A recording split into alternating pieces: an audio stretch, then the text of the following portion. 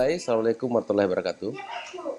Hari ini saya ingin menjelaskan tentang hubungan warga negara dengan negara itu ada beberapa hal. Yang pertama adalah ada yang bersifat emosional, yaitu wujud hubungan warga negara dengan negara ini diperlukan pembekalan berupa nilai-nilai yang kemungkinan tumbuh dan pada mahasiswa atau pada masyarakat, bangga terhadap bangsanya, cinta terhadap bangsanya, rela berkorban untuk bangsa dan negaranya.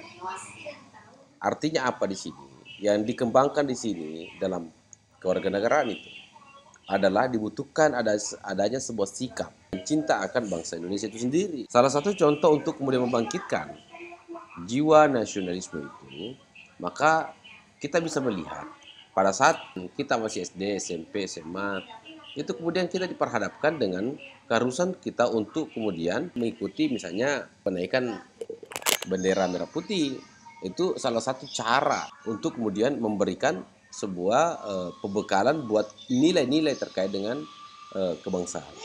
Contoh yang lain yang membuat kita merasa cinta kepada negara itu kan kalau misalnya olahraga, PSM menang, Indonesia menang dari Malaysia. Kalau kita itu yang membuat kita merasa ada kepemilikan daripada negara ini. Nah, yang selanjutnya adalah ada hubungan yang bersifat formal. Tadi bersifat emosional. Ini yang dimaksud dengan bersifat emosional. Bersifat emosional itu ya bersifat kebatinan, bersifat rasa emosi, kedekatan, rasa cinta. Cinta itu adalah emosi. Senang itu Indonesia itu emosi. Suka itu adalah emosi, marah itu emosi. Jadi emosi itu tidak selamanya marah. Tapi kalau marah pasti emosi. Emosi itu banyak. Rasa suka yang berlebihan itu emosi. Suka PSM itu emosi. Menang PSM langsung berteriak itu emosi namanya itu. Yang kedua adalah hubungan yang bersifat formal. Jadi kalau saya tanyakan bagaimana sih hubungan hubungan warga negara dengan negara? Pertama adalah bersifat emosional. Yang kedua adalah bersifat formal, yang diperlukan seperangkat pengetahuan antara lain ilmu ketatanegaraan, sejarah perkembangan bangsa, administrasi negara dan politik.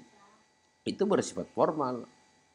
Artinya dibutuhkan sebuah tindakan-tindakan pengetahuan tentang ilmu-ilmu tersebut untuk dapat mengetahui apa sih sebenarnya Indonesia ini.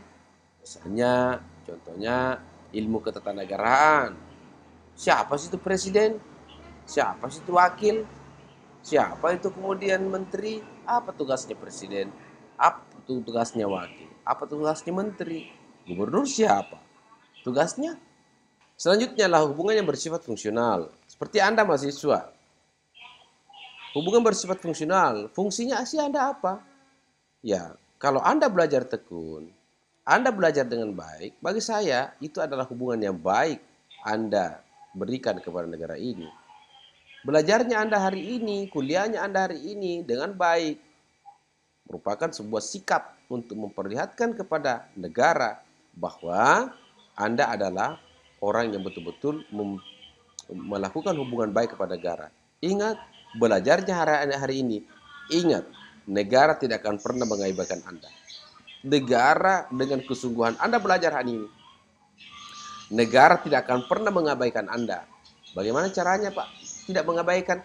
Ingat, kalau Anda sudah sarjana nanti, maka akan pasti Anda diterima menjadi PNS. Anda diterima untuk menjadi apa? Tapi tergantung kesungguhan Anda. Kalau Anda juga bermain-main di kuliah ini, ya negara juga mempermainkan Anda. Apalagi yang bersifat fungsional, dosen mengajar dengan baik, pastilah ada kompensasinya. Yang terakhir adalah wujud lebih banyak menggambarkan peran dan fungsi warga negara, bahwa kalau kita juga terjun ke masyarakat, itu juga menggambarkan tentang hubungan kita kepada negara. Contoh, kuliahnya Anda merupakan wujud kecintaan Anda kepada negara dan negara akan mengapresiasi itu. Tapi ada yang lain, ada masa ke depan Anda akan KKN. Itu apa namanya? Itu yang dimaksud dengan wujud yang menggambarkan kecintaan Anda kepada negara dengan dimana Anda sebagai warga negara berfungsi untuk melakukan kuliah kerja nyata di dalam memberikan wujud nyata di masyarakat. Itu maksudnya.